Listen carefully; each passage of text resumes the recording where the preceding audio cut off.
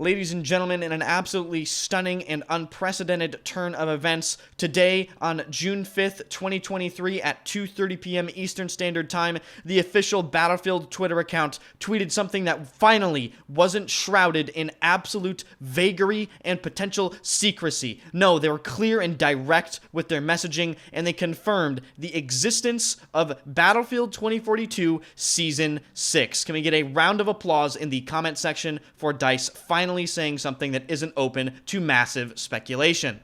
This is, of course, absolutely fantastic news, and it is good to see DICE be direct with something, albeit I wish they confirmed this a little sooner, because I really think they could have confirmed it a little sooner. It's definitely a bit of a late confirmation. Season 5 is just about to come out, and they just now confirmed Season 6. If you remember, they confirmed Season 5's existence well before Season 4 was even announced. I believe they confirmed Season 5 existence sometime back in Season 3, so perhaps there was some sort of hesitation, but I'm glad to see it come through in the end.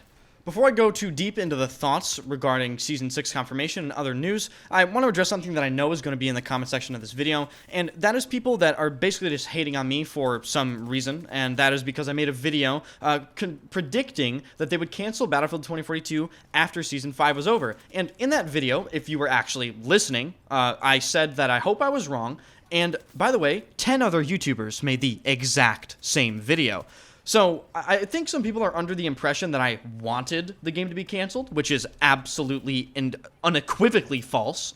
And I think a lot of people might not be thinking straight because they just have their I hate Enders goggles on and are blind to the fact that Ghost Gaming made the same video, Catalyst made the same video, Silk made the same video, Level Cap made the same video, and I could go on and on and on with other YouTubers that made the exact same videos that I did regarding Season 5. The only difference is I actually had the balls to make a call because I've seen this song and dance before with Battlefield 5, and I saw enough and the writing was on the wall, and that's why the other YouTubers made videos as well, because everyone was concerned and everyone saw the same thing. So I just want to make sure we're being fair and rational about this, but I suppose it's the internet and we can't expect that. Now, as far as Season 6 getting confirmed, this is obviously absolutely fantastic news. That goes without saying. As usual, the typical questions are left wide open, like what is Season 6 going to have? Is it going to be relatively the same compared to the other seasons? Are we getting a new map? Are we getting new vault weapons? What's actually going to happen? And that'll all be confirmed in due time, but it is definitely very nice to see them confirming something later down the line, because as we know, Season 5 is going to be a regular length season, which means it's going to span over, I believe, multiple months. To be honest with you, I don't actually know how long a Battlefield 2042 season lasts. But nevertheless, this definitely gives them more time and more opportunity to hammer out a lot of the problems still existing with Battlefield 2042 and to make great strides in improving the game and getting it to a better, more acceptable state that is more fun and better for everyone, which is great. You know, that's obviously great news. With Season 5, we're going to be getting the very long overdue squad management system alongside, most likely, it's looking like the best map in the game in Reclaimed. It's essentially Zavad 311 2.0. But now that we know Season 6 is actually going to be a real thing, I'm going to put some things out there for what I'd actually like to see happen in Season 6. I would love to see some of the long, unaddressed issues finally get addressed. Most notably, and you guys probably are already knowing what I'm going to say, the controller and mouse input. That needs to be fixed, okay? I'm tired of talking about it, I'm tired of complaining about it, and it needs to be fixed. Recently, someone on Twitter that was able to play Season 5 early said he asked DICE during the playtest about the controller and mouse input, and they said, we are, quote, aware of it. So that's great. You know, they've said they've been aware of it since the beginning of the game. Why don't you actually fix the fucking problem? As far as other things I'd love to see in Season 6, with them focusing on a smaller 64-player only map in Season 5, I would love to see them bump up the amount of maps in Season 6 to 2. And obviously, this is definitely not going to happen, but I personally don't see why it couldn't happen. The 64-player maps definitely take less time to make, and with that extra time, why don't you try to, surpass expectations for once and produce a second map in Season 6, and maybe you could, satisfy your community and, quell some of the complaints about the amount of content per season and stuff like that.